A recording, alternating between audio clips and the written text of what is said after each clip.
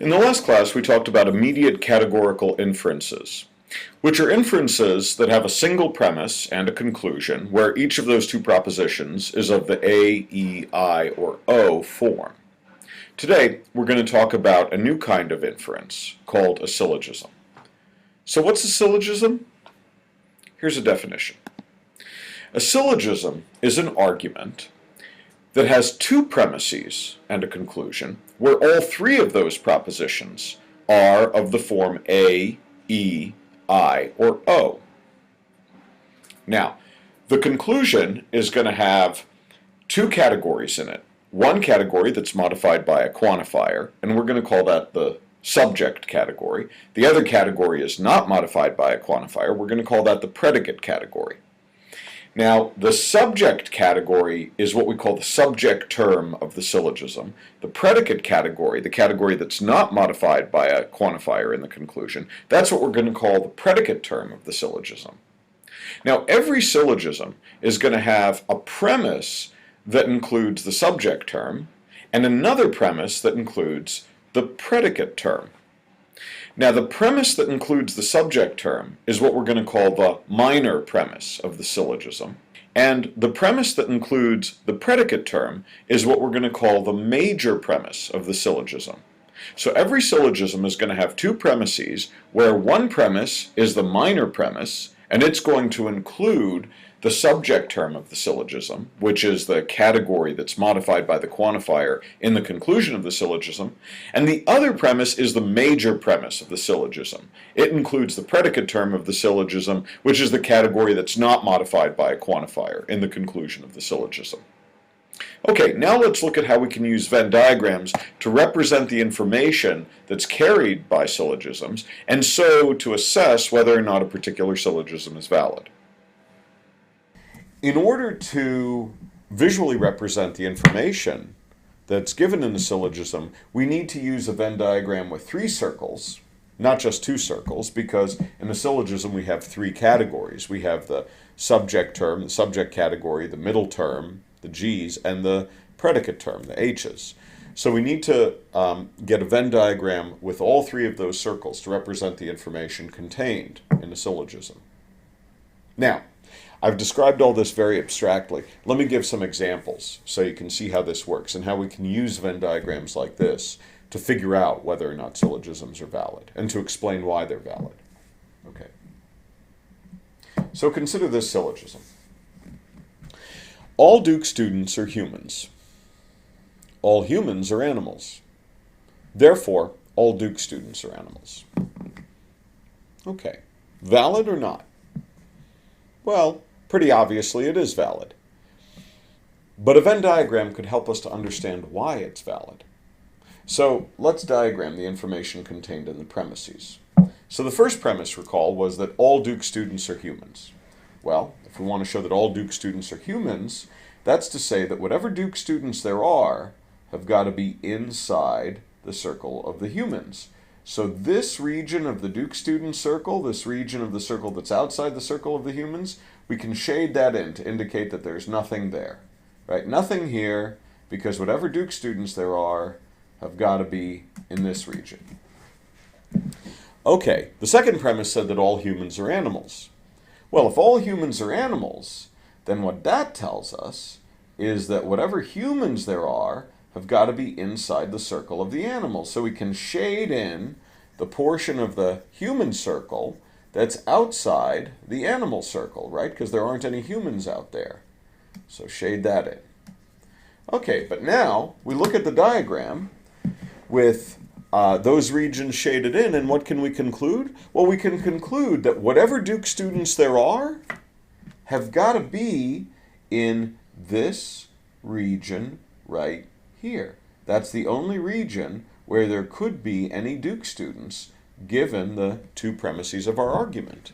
In other words, all Duke students are animals. And that's just the conclusion of our syllogism, remember? All Duke students are animals. So we just used the Venn diagram to explain why this syllogism, which is obviously valid, is valid. We explained why it is valid. It is valid because when you shade in the portion of the Duke student circle that's outside the human circle, and you shade in the portion of the human circle that's outside the animal circle, the only place left over in the Duke student circle for there to be any Duke students is inside the animal circle. And so all Duke students are animals, as we all know. Now, here's a second syllogism. Let's consider this one. Some Duke students are humans. All humans are animals. Therefore, some Duke students are animals. Valid or not? Well, let's see. So, some Duke students are humans. How would we represent that information? Some Duke students are humans. What that means is that there's got to be something in this part of the circle of Duke students that's also in the circle of humans. But the first premise doesn't tell us where that thing would be. Would it be here or would it be here? Well, let's hedge our bets and draw it right here, since we don't know. We'll draw it on the borderline of the animal circle, since the first premise doesn't yet tell us whether it's here or here. Okay. The second premise said all humans are animals.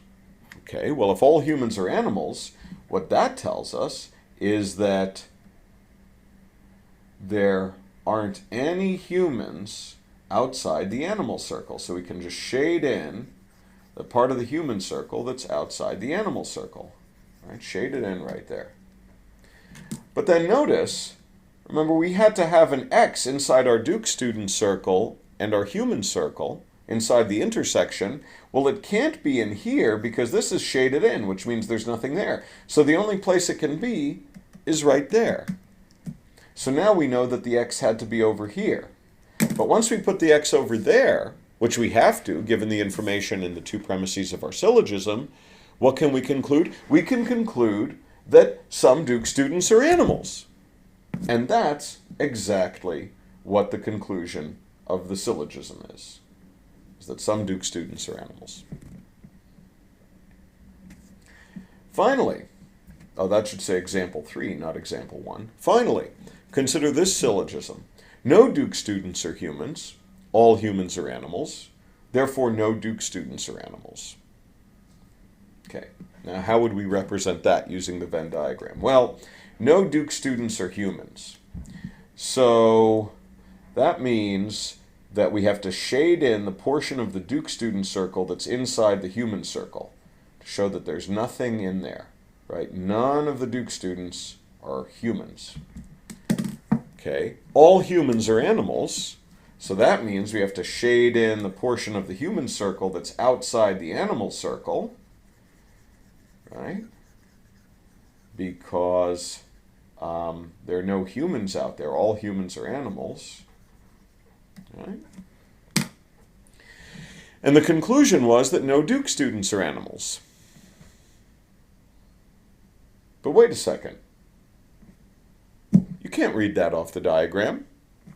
There could be lots of Duke students over here who are animals. There could be all sorts of Duke students who are animals right there. They wouldn't be human, but there could still be plenty of Duke students that are animals. In other words, this third syllogism is not valid.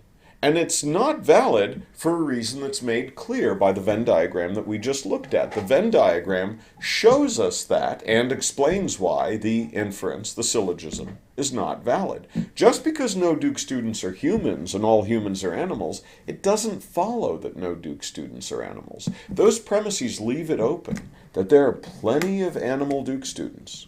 They just wouldn't be the humans. So, in this lecture, I've tried to show how we can use Venn diagrams to predict that and to explain why syllogisms are valid or invalid, as the case may be. Next time, we'll apply these lessons to some examples that we've already looked at before, but that we weren't treating as syllogisms when we looked at them before. See you next time.